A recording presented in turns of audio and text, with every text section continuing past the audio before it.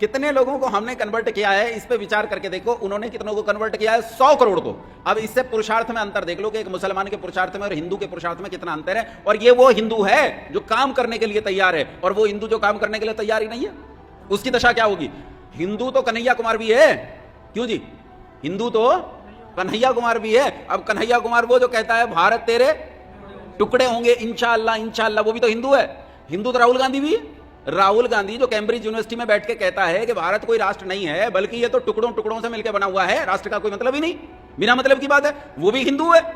हिंदू तो इतने हैं इस देश में जिनकी कोई, अखिलेश यादव भी हिंदू है, हिंदू नहीं है क्या? लेकिन तुम भी हिंदू हो, तुमने कितना काम किया अपना आकलन करो, इससे हिसाब लगाओ कि देश के हिंदुओं की दशा क्या है। जमीन कितनी सुरक्षित है वो मैंने तुम्हें बताया, और तुम्हारे लोग कितने सुरक्षित हैं ये तुमने देखा। तीसरी चीज, इन लोगों का और जमीन का संबंध कितना सुरक्षित है, कितना सुरक्षित है। अच्छा ईमानदारी से बताओ, किसान का लड़का खेती किसानी करना चाहता है कि नहीं करना चाहता?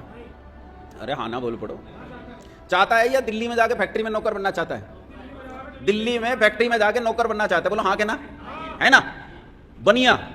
बनिया वो बिरादरी है जिन्होंने इस देश को लंबे समय तक थाम कर रखा। लाला लाजपत राय जैसे लोग जिन्होंने अपना सर्वस्व स्वाह किया।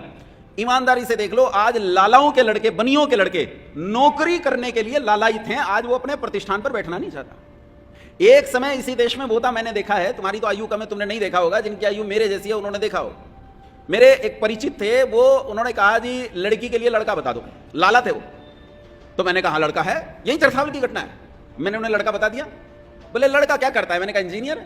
कितना कमाता है? मैंने कहा 18 लाख रुपए साल कमाता है। थोड़े हैं क्या 18 लाख रुपए साल? बोले थोड़े हैं क्या? लेकिन लाला जी ने कहा कि जब वो यहां आए तब मैंने उन्हें बताया। लाला जी ने कहा आचार्य जी तो आपने फोन पे नहीं बता दिया, हमें फोन पे बता देता हूं, लड़का देखने ना आते। मैंने कहा क्यों? बोले हमें चाहिए व्यापार, हमें चाहिए प्रतिष्ठान, हमें नौकर नहीं चाहिए, मालिक चाहिए, मालिक। अपनी लड़की मालिक के हाथ में देंगे, नौकर के हाथ में नहीं देंगे। लेकिन आज बनियों के बालक नौकरी करने को ऐसे ललायत बैठे हैं कि किसी तरह इस दुकान में आग लगकर मैं नौकर हो जाऊं। भाई जो आदमी 50 नौकर अपने अंदर रखता था, आज वो नौकर बनने के लिए लालायित है कि मैं नौकर हो जाऊं। किसान अपनी खेती नहीं करना चाहता, बनिया अपना व्यापार करना नहीं चाहता है।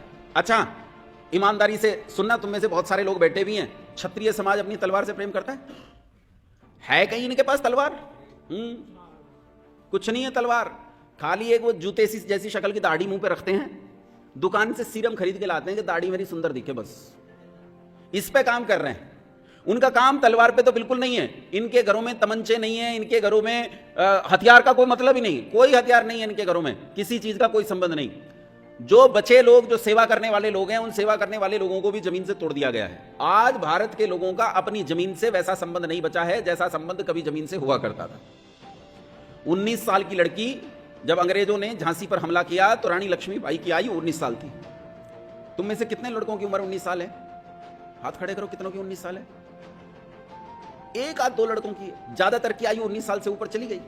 तो जिनकी आयु 19 साल से ऊपर चली गई, वो विचार करके देखो कि 19 साल की रानी लक्ष्मीबाई को अंग्रेजों ने कहा कि आपके जितनी रियासत है, इस रियासत से जितना टैक्स आता है, उस टैक्स से ज्यादा पेंशन आपको दी जाएगी। और ये गद्दी आपकी है, आप ही इस गद्दी पर बैठो, अपने लड़के को बिठाओ, किसी को बिठाओ, ये गद्दी आपकी है। राज भोगों को सारे को आप ही भोगो, खाली अंदर का सिस्टम हम चलाएंगे, राज्य के अंदर का सिस्टम हम चलाएंगे। ये सब कुछ जो आपका है वो आपका ही रहेगा, कंपनी की अधीनता स्वीकार कर लो केवल। तो रानी लक्ष्मीबाई ने, या यूं कहूं कि 19 साल की लड़की ने खड़े होकर घोषणा की कि मैं अपनी झांसी नहीं दूंगी।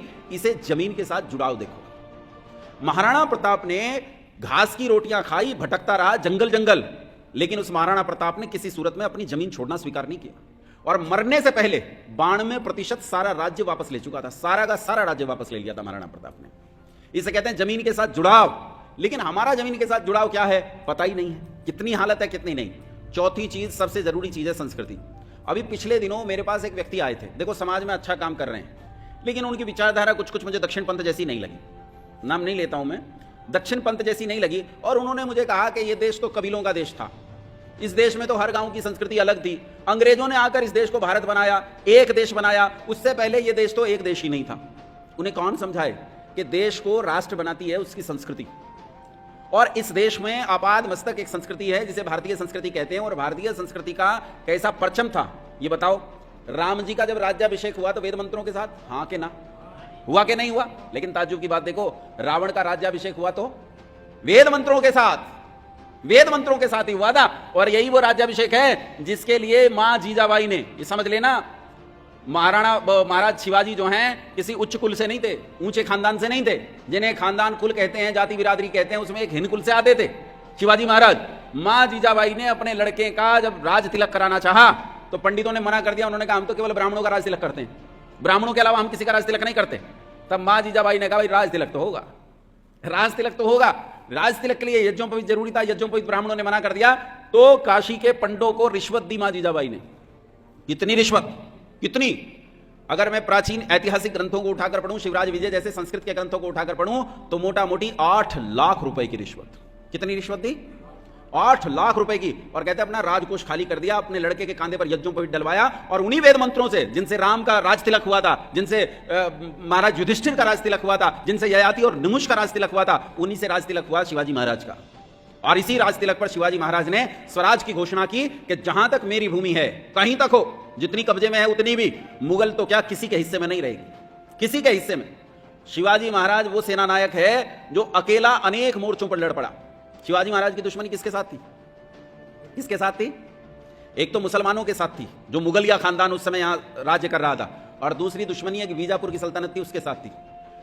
किसी ने कहा कि एक के साथ मित्रता कर लें और दूसरे के साथ लड़ लें, लेकिन ये शिवाजी महाराज की ताकत, हिम्मत, कूटनीति, राजनीति है कि शिवाजी महाराज ने दोनों के साथ इकट्ठा लड़ाई लड़ी, बीजापुर के साथ भी और मुसलमानों के साथ भी, और दोनों को पीटा, दोनों को पीटा। यहां तक कि उन्होंने आपस में मित्रता करके हमला किया। शाहजहां जिंदा था जिस समय शिवाजी महाराज ने विद्रोह शुरू कर दिया था, शाहजहां के जीते जीती शाहजहां की सेना को पीटा, उसके बाद औरंगजेब को पीटा, और फिर ये बीजापुर से अफजल आया था, नाम सुना? अफजल जिसे चीर कर मार दिया था।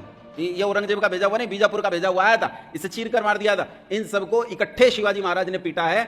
ऐसा दुनिया में शायद एक ही हुआ है शिवाजी महाराज जिसने हर मोर्चे पे इकट्ठा लड़ाई लड़ी और हर मोर्चे पे जीत पाई। कोई मोर्चा ऐसा नहीं जिस पे हारा हो। लेकिन आज की हमारी स्थिति यह है कि हमारी संस्कृति पूरी तरह बदल चुकी है। बोलो हाँ के ना?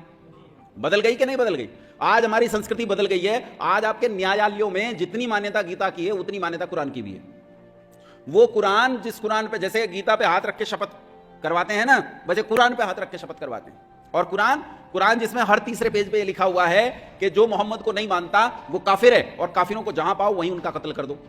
उस कुरान को प्रामाणिक ग्रंथ के तौर पे न्यायालयों में स्वीकार किया जाता है, यहां तक कि आपकी राज्य सत्ताएं उसे स्वीकार करती हैं।